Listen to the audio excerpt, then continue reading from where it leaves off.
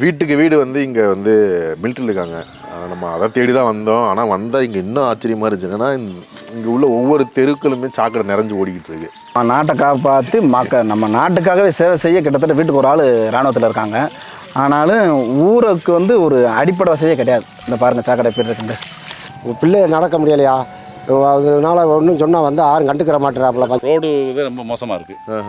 புளியும் குப்பட்டமாக கிடக்கு. ஊருக்குள்ள வீதியும் அப்படித்தான் இருக்குது. அந்த ஒரு பாம்பெல்லாம் வந்துகிட்டு இருக்கு பாருங்க. விஷ பாம்பெல்லாம் நிறையா வருது தெரியுதுங்களா? ஆமாம், பாம்பு வருது. இப்படியே தான் ஊருக்குள்ளே வந்து இதே பாம்பு ஊருக்குள்ளே வீட்டுக்குள்ளேயே வந்துடுது.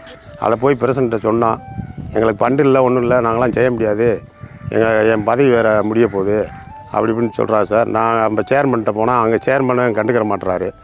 எங்கெங்கேயோ போய் வேலை பார்க்குறாங்க. அந்த நாட்டுக்காகவும் மக்களுக்காக தான் வேலை பார்த்துட்ருக்கோம். ஆனால் நமக்கான அடிப்படை வசதிகள் எதுவுமே கிடையாது. செஞ்சு கொடுக்கும்போது அது ரொம்பவே வருத்தத்தில் இருக்கிறாங்க. தன்னோட எதிர்ப்புகளை எப்படி தெரிவிக்கணும் கூட தெரியாத சூழலில் தான் அவங்க இருக்கிறாங்க.